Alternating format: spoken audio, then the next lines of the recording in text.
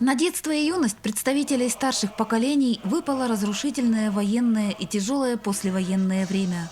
Мальчишки и девчонки наравне со взрослыми ковали и приближали победу, а затем трудились на восстановлении хозяйства.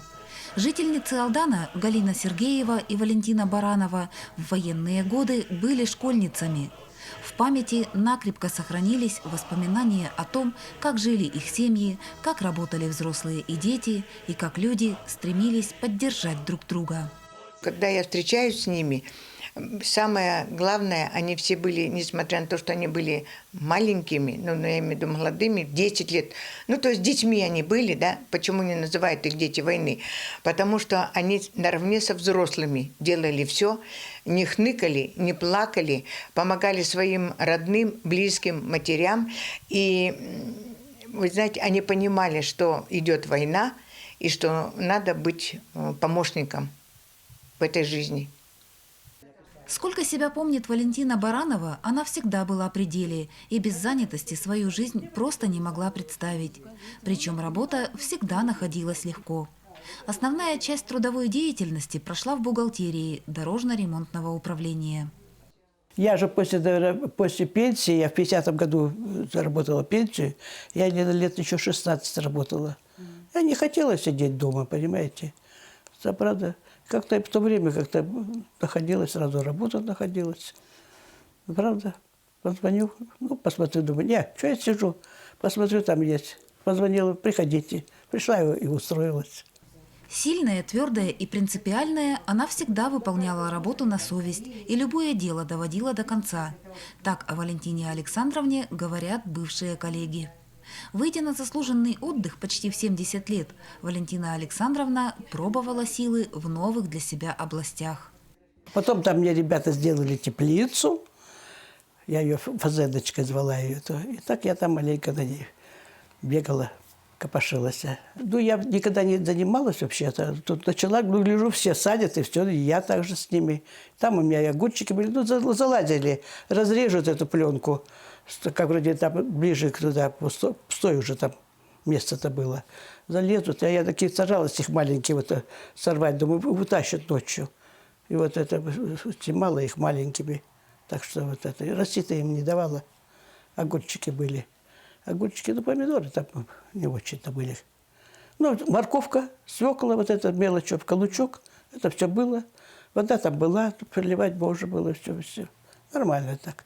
О веселых и грустных, непростых и удивительных случаях Валентина Александровна может рассказывать часами. Однако самое первое дело, потребовавшее максимум стараний, ответственности и самоотдачи, наша собеседница едва ли вспомнит. Таких дел было слишком много, и все они пришлись на детство. Когда началась война, Валентине Александровне исполнилось 9 лет. Суровая пора не делала скидку на возраст. У нас брат был, 4-й уже брат был, ему было полгода. Я помню, что все плакали, плачут все. Мама пришла, мне этого брата отдала мне. И я с ним тоже, площадь там тоже такая же была, как демонстрации там все проходили. Все плакали, все. И мы еще ничего не понимали, что такое там вообще произошло. Потом, конечно, потом-то поняли все. Как началась война, все уже там началось и очередь за хлебом. Стало долго, это много народу. Я так, собственно говоря, мама там в Нагорном жили, они со сестрой уходили по ягоды, уйдут. Эти норму нам оставляли. Брату тоже так она его оставляла с нами. У нас единственная курочка была, и эта курочка несла эти яичко, и снесет, это брат мог поесть. Они за ягоду идут целый день, сами кушают эту ягоду, приносили. В Нагорном было много ягоды в это время. И брусника, и голубица была. Так что таким путем. В начале 40-х наша собеседница жила в поселке Нагорном. Кроме Валентины, у родителей было еще 3 детей. Чуть позднее семья переехала в Чульман, куда перевели отца, партийного деятеля. Отец у меня был партийный, по партийной линии. Он был секретарь, 2-й секретарь райкома партии. Потом район перевели в Чульман. И мы все переехали в Чульман, там жили. Там в Чульмане тоже ничего не росло в то время. Сейчас все растет, в Алдане растет, и это а в Нагорном, тем более, там вообще холодно. И картошки не было. Мама вот ездила за картошкой, чтобы привезти куль картошки. Это ездила, там стрелка есть, Тында. За Тындой там стрелка, Соловьевская, в сторону еще. Там меняла, все забирала, какие тряпки были, там платьицы какие у нас. В то время там еще хуже было, в колхозах они жили. Она разменяет там это все, куль картошки привезет. Ну что это куль картошки? 4 нас детей. Жизнь всюду была непростой. Впрочем, непомерную тяжесть испытаний предстояло осознать позднее. Тогда же они воспринимались просто как данность. В 5 класс наша собеседница пошла в Тынде. Там в Тынде, конечно, уже было полегче. Там это, как вроде родилась картошка, это была, хоть садили картошку. Но опять же, в школе, конечно, мы это учились уже в школе, тут я в каком-то классе в 5-м, переехали в Тынду в 5-м. Там это печи уже убрали, ну, они были, конечно, поставили эти чугунные печи были, и мы на них вот, значит, обогревались. Вот так вот. На 2-м этаже, я на 2-м этаже училась. Сами мы пилили, дрова сами пилили в школу, кололи, ребята кололи. Мы таскали туда наверх все время, вот так вот это. Пожалуй, наиболее сильным воспоминанием детских лет стало постоянное чувство голода. И неимоверно вкусным казался хлеб военной поры. Его никогда не бывало вдоволь. Запомнились Валентине Александровне и сладости. Их дети пытались готовить сами. Одно время, даже вот еще когда в Нагорном жили, я помню, мама меня всегда отправляла в магазин. И я вот пойду в магазин, значит, это за хлебом. Я иду, думаю, хоть бы, думаю, привесочек какой-то был, потому что там какая-то норма была, и в другой раз привесочек оставался. И я его пока дорогой шла, я его съем этой дорогой. Приду, мама говорит, а привесок был? Нет. А я говорю, нет, мама, не было привеска. Ну, конечно, я его съела. А потом, значит, даже и хлеб, а другой раз привеска нету, я его так в булку все обкусаю дорогой. Ну, хотела съесть, понимаете. Обкусаю, она говорит, что ж такое хлеб-то, говорит. А я говорю, наверное, мыши, говорю, объели. Таким путем. Ну, в общем, сейчас ложились спать голодные, есть всегда хотелось. Ну, вот такая штука была. Потом в Тынду мы переехали. Давали нам такие маленькие булочки, я помню, и сахар, на эту булочку, сахар, ложку. И мы из этого сахар на бумагу и на этих печках варили конфеты. Я помню, этот сахар упал мне сюда на руку, у меня такой волдырь был. От этого сожгла сахаром. Ну, вот так вот, да, как вот, ну, 13 лет мне было уже, эта война кончилась. В 1945 году, конечно, было радости очень много. Также на митинги люди собирались все. Окончив 8 классов, Валентина пошла работать в ремонтные мастерские при дорожном управлении. Сначала она была ученицей нормировщика, затем стала счетоводом. В 1957 году дорожное управление было переведено из Тынды в Алдан. Так наша собеседница оказалась в Якутии. Я сейчас сравниваю, говорю, какое сейчас снабжение в Алдане. Вот. И в то время мы приехали, тут гастроном был. Яблоки стояли, в вазах стояли яблоки, понимаете, был запах, заходили, запах был. Нам наказалось, что мы вообще приехали чуть не в Москву по сравнению с Тындой. Вот так вот. Вот тут очень хорошее снабжение было в то время. И рыба была, кита большая, вот я помню, большие рыбины лежали. Мясо тут, ну, хорошо, очень здесь было хорошее снабжение. В 1957 году вот. Вскоре Валентина познакомилась со своим будущим супругом. Он тоже работал в дорожном управлении, был водителем-дальнобойщиком. В 1959 году я поехала в отпуск в Крым, в Алушту. И вот я начала рассказывать, что не с кем было ехать. 10 бензовозов были, понимаете, это судьба, наверное, такая. 10 бензовозов было. И это всех знала я. А он приехал, только с армии приехал, да. И я как-то вроде боялась с ним. В то время часто аварии эти были, значит, все. Я боялась, почему молодой парень, думаю, а всех остальных я уже знала, потому что я там работала. Приду в диспетчерскую и говорю, какие машины идут, туда в Невер, мне надо было до Невера доехать. А там в Тахтамыде, у меня родители жили в Тахтамыде. Приду, она говорит, нет, никого нет, вот это только вот этот есть шофер Баранов. Я говорю, нет, с ним я не поеду, опять уйду. Ну, а тут проживаться неохота было день-то сидеть тут.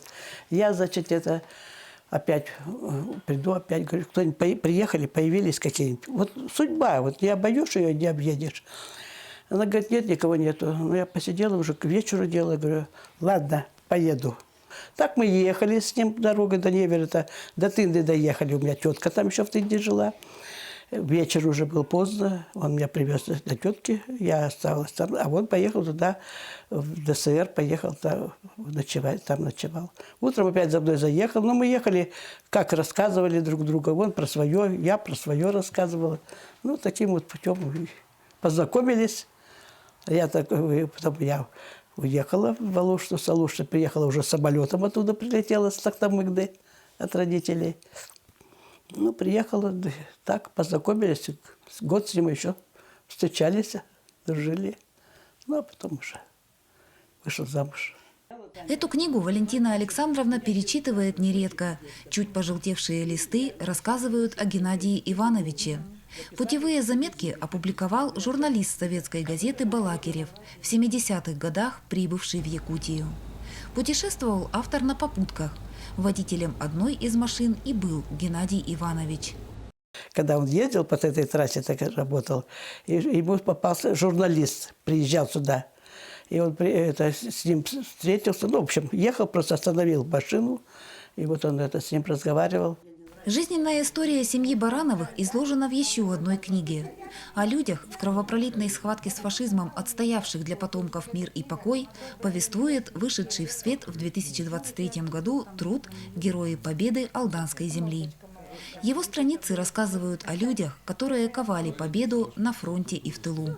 Валентине Александровне посвящен материал, подготовленный председателем районного совета ветеранов Галиной Красноусовой под названием «Несломленная трудовой жизнью, она нам всем пример во всем». Во-первых, это трудолюбие.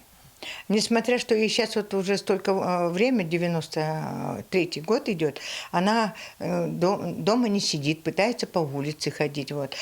Когда 50 лет раньше отпускали на пенсию, то есть вот 50 лет, она не сидела дома, конечно, она после этого тоже трудилась.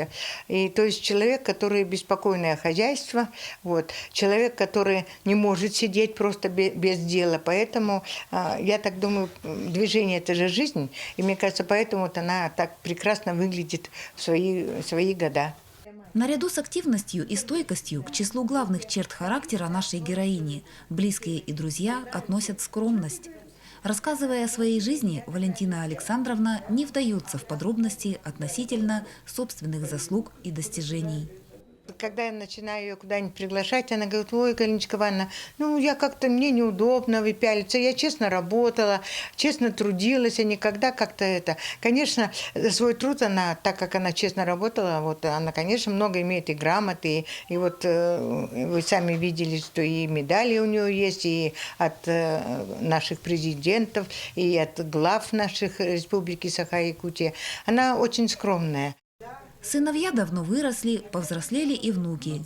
Именно семья, по мнению Валентины Александровны, является главным и бесценным богатством каждого человека. Эту точку зрения полностью разделяет другая жительница Алдана – Галина Сергеева. Она приехала из Алекминского района к семье дочери в 2017 году. На заслуженном отдыхе не скучает. По интернету Галина Максимовна продолжает активно общаться с друзьями. Да и на новом месте почти сразу обзавелась знакомыми. Читает. Правда, уже не совсем то, что раньше. Кроссворд разгадывает. Она общается со своими подругами по WhatsApp. И даже заглядывает в интернет, если что-то не может отгадать в кроссвордах. То есть, вполне современная. Эту картину написала старшая сестра Галины Максимовны. Таким она запомнила родительский дом, в котором большая семья жила на Смоленщине. Наша собеседница в этом доме не бывала. Мама и папа приехали на север в 30-х годах прошлого века. И родиной Галины Максимовны стал поселок Нюя Ленского района. Когда началась война, маленькой Галине было всего 7 лет. Помню, как все сразу изменилось. Исчезли машины, радио не стало говорить. В 1942 году стали брать из вот этих сибирских районов далеких. И почти сразу пошли похоронки. Я помню, как в одной семье сразу пришли похоронки на троих. На мужа, на сына и на зятя. И как вот это женщины бежали по дороге, плакали с распущенными волосами. Это я хорошо помню. Ну и сразу начался голод. Сразу начался голод. У нас семья была 6 детей в то время. 2 еще не родились. И мы получали 1 буханку хлеба. Ну, конечно, там еще крупу, сахар, там масло и так далее. И вот маме приходилось это все делить. Жизненные перемены глубоко ощутили не только взрослые. Горе и безысходность были понятны самым маленьким. Непреложной данностью для ребятишек становились постоянный труд и необходимость помогать родителям. В соседнем селе Жирба, это соседнее, но довольно далеко, километров 40 от него. Мама туда поехала картошку зарабатывать. А младшему ребенку было 9 месяцев. И вот этого ребенка взяли с собой, а меня как няньку. И вот мама, помню, под дождем копала картошку, а я вот с сестренкой Виталинкой водилась. Поэтому я войну очень хорошо помню, очень хорошо. Родители нашей героини вырастили 8 детей. Отношения в семье, вспоминает Галина Максимовна, всегда строились на дружбе и взаимном уважении. Особенно ценным являлось стремление каждого человечка поддержать близких. Сидим за столом. Мама нам дала всем по кусочку хлеба. Рядом со мной сидит сестра. Она помладше меня на 2 года. Вот она сейчас в Якутске, она в университете работала.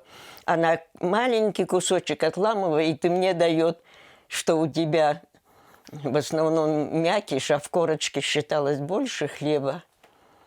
Вот так. Вот так всю войну мы... Но мама у нас, конечно, женщина смоленская. Они привыкли к голоду. И поэтому у нас ягод всегда было полно, всяких разных. И сушили ягоды, и варить-то сильно не варили варенье, потому что сахара-то недостаточно было. Ну и потом она вот такая, и грибы всегда были. А летом подножный корм, в полном смысле этого слова. Мы бегали по лесу, рыскали, как волчата. И все, что можно было съесть, конечно, все собирали. В школу Галина Максимовна пошла в 1942 году. Ей нравилось не только получать знания, но и помогать по учебе одноклассникам. Своих учителей и товарищей она помнит до сих пор. У нас учительница была литовка. Тогда литовцев, финнов привезли. Я тоже ее имя хорошо помню. Владислава Иосифовна Кондратени. Она приехала с 4 детьми, девочки всем, а мужей-то их оставили на Алтае, а их привезли с детьми. 2 девочки у нее старшие сразу умерли, а 2 остались. И вот с этими девочками мы учились. Я училась со старшей, Ира ее звали, а моя сестра училась с младшей Сальмой. И вот так мы закончили вместе все 10 классов. Этот янтарный гарнитур нашей собеседницы особенно дорог. Он словно приоткрывает завесу в давно ушедшее прошлое, напоминая владелице об искренней и крепкой дружбе. Украшение Галине Максимовне подарила подруга детства. Они расстались после школы, но связь не оборвалась. Я с одной девочкой, Бурагайте, переписывалась до недавнего времени. Они потом в Литву уехали, когда им в 1953 году, после смерти Сталина, им разрешили уехать в Литву. И в 1956 году они уехали, и мы все время переписывались. Даже подарки. Я ей книгу такую отправила про Якутию.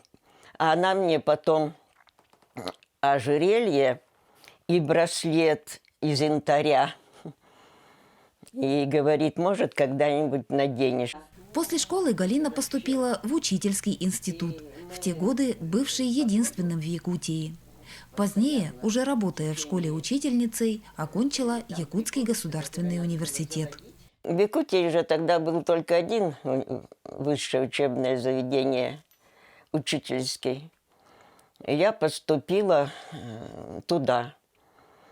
Ну, конечно, папа был очень рад, он так уважал учителей, и поэтому я как бы первая стала в семье учительницей. Потом за мной вот моя сестра, она вот, которая, я говорю, в университете работала, потом третья сестра и четвертая. У нас в семье четверо учителей. Каков на вкус корень учения, сладкий или горький? Споры по этому вопросу ведутся многими поколениями. Галина Максимовна всегда стремилась к тому, чтобы для ее воспитанников корень учения был сладким. Заслуженный учитель РСФСР, ветеран тыла и педагогического труда, она отдала профессии 53 года. Бывшие ученики вспоминают своего педагога с безграничной благодарностью, теплотой и любовью. Конечно, свою профессию я любила. Я очень любила. Детей любила, всяких разных. В прошлом году мне 90 лет исполнилось. И со всего бывшего Советского Союза ученики, где-то 160 больше, они мне столько подарков. И очень хороший видеофильм делали. Но они мне второй раз делают. Первый раз, когда мне 85 было, они сделали. А потом 90. Они не забывают. Все время мы перезваниваемся, переписываем. Все так вот. Она действительно очень спокойная, очень терпимая. Это отмечают все. Не я придумала. Галине Максимовне было 20, когда она встретила будущего супруга. В то время наша собеседница уже учила детей истории и географии в школе села Дельгей. А Николай Иванович там же преподавал премудрости математики и физики. Позднее он стал директором школы. Супруги вырастили 2 детей. Династию родителей продолжила дочь. К слову, над выбором профессии Лидия Тахватуллина никогда не задумывалась. Она знала, какой сфере посвятит жизнь. Я всегда сидела на уроках и думала, вот так я не буду делать. Или наоборот, я тоже буду вот так. Наверное, с 1 класса. В Алдан Лидия Тахватуллина приехала после окончания университета. В Южно-Якутский уголок по распределению был направлен ее супруг. Много лет Лидия Николаевна отдала Алданской вечерней школе. Преподавала математику, затем стала завучем. Надо сказать, что я отношусь к тем людям, которым хорошо там, где я есть, а не наоборот. Конечно, понравилось. Здесь как-то очень много случилось и хорошего, и плохого. И всю сознательную жизнь мы здесь прожили. Мама щедро делилась с дочерью профессиональным опытом. Всегда готова была посоветовать и обсудить ту или иную ситуацию. Главный же урок, который Галина Максимовна стремилась дать и детям, и ученикам, заключался в любви и уважении к людям. это вот очень скромная такая женщина. Она сразу такая тихая, такая добрая. Вот веет от нее вот этой вот любовью к людям. Это вот самое главное, я считаю. То есть, несмотря на то, что они прошли действительно очень трудное детство, и можно сказать, что и юность тоже была не такая и легкая, но они все равно оставили в себе вот это уважение к людям, доброту, вот эту они оставили у себя. О тяготах военных и послевоенных лет наши герои знают не понаслышке. Рассказывая о минувших годах, закаленные лишениями, голодом и тяжким трудом, дети войны словно вновь погружаются в прошлое.